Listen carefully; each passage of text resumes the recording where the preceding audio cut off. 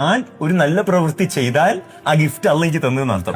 അതേപോലെ ആ നല്ല പ്രവൃത്തി ചെയ്യുന്നതിൽ നിന്നും ഒരു ഭർത്താവ് പുറകോട്ട് നിൽക്കുകയാണ്, ഒരു ഭാര്യ പുറകോട്ട് നിൽക്കുകയാണ്, ഒരു ഉമ്മ പുറകോട്ട് നിൽക്കുകയാണ്, ഒരു ഉപ്പ പുറകോട്ട് നിൽക്കുകയാണ്, ഞങ്ങളുടെ സഹോദരങ്ങൾ പുറകോട്ട് നിൽക്കുന്നുണ്ടെങ്കിൽ നമ്മൾ അവരാലോചിച്ചിട്ട് സഹതപിക്കുക. കാരണം അള്ളാഹിന്റെ ആ ഗിഫ്റ്റ് ഓരോയിലേക്ക് എന്തായിട്ടില്ല, എത്തിയിട്ടില്ല. ഇന്നൻ നഫ്സ ലഅമ്മാറത്തും ബിസ്സൂഇ ഇല്ലാമ റഹിമ റബ്ബീന. എൻ്റെ റബ്ബ് കാരുണ്യം ചെയ്തിട്ടില്ല എങ്കിൽ ആത്മാവ് നഫ്സ് തിന്മ കൽപ്പിക്കുന്നവയാണ്. പൊരുത്തിന് നന്മ ചെയ്യാൻ പറ്റാത്തൊന്നുണ്ടാ, അല്ലാണ്ട് കാരുണ്യം കിട്ടിയിട്ടില്ല. അപ്പൊ അള്ളാഹു സുബ്ഹാനഹു വ തആല നമ്മളെ ചൂസ് ചെയ്തെന്ത് നല്ലത് ചെയ്യാൻ വേണ്ടിയിട്ട്. കാരണം നല്ല ചെയ്ത് നമുക്ക് എന്നാണ് ഗുണം. അതാണല്ലോ പറയുന്നത്.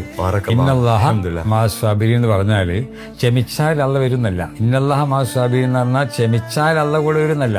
അള്ള നമ്മൾ കൂടെ ഉണ്ടോ അവിടെ നമ്മൾ ക്ഷമിക്കും. നമ്മൾ ക്ഷമിക്കുന്നില്ല എന്ന് പറഞ്ഞതിന്റെ അർത്ഥം അള്ള നമ്മൾ കൂടെ ഇല്ല. ആരുടെയും കൂടെ ശൈത്താൻ. അപ്പൊ നമ്മൾ പലപ്പം ക്ഷമിച്ചാൽ അള്ള കൂടെ വരും. ക്ഷമിച്ചാൽ അള്ള അങ്ങനെ വരുന്നില്ല. പക്ഷെ ക്ഷമ ഒരു ഒരു കണ്ടീഷനാണ്. ഇപ്പൊ ഉദാഹരണമായി അള്ള പറഞ്ഞ കാര്യങ്ങളൊക്കെ നമ്മൾ നിർവഹിച്ചാൽ അള്ളാന്റെ കാര്യം ഉണ്ടാവും, അത് നമ്മൾ കൂടെ ഉണ്ടാവും. അപ്പൊ നമുക്ക് ക്ഷമയുണ്ടാവും. അപ്പൊ അള്ള നമ്മൾ കൂടെ ഉണ്ടാവണമെങ്കിൽ എന്ത് ചെയ്യണം? അള്ള പറഞ്ഞ പണിയെടുക്കണം. അപ്പോ ഉപ്പ പറഞ്ഞ ഒരു കാര്യം മക്കൾ അനുസരിച്ചില്ലെങ്കിലോ, എന്നിട്ട് പറയും ഞങ്ങളിന്റെ പിന്നെ വരും, എൻ്റെ പേര് ഞാൻ വരില്ല. എന്താ കാരണം? ഞാൻ പറഞ്ഞ ഒരു പണി ഈ ചെയ്യുന്നില്ല, ഒരു കാര്യം ഞാൻ അനുസരിക്കില്ല, എന്നെ കൂടാൻ വരില്ല. അള്ള അതുപോലെ അള്ള പറഞ്ഞ കാര്യങ്ങളൊക്കെ ഒന്നും അത് ചെയ്യില്ല. അത് ചെയ്യില്ലെങ്കിൽ എന്തില്ല? അള്ള നമ്മൾ കൂടെ എന്തില്ല? ക്ഷമയില്ല. അതാ.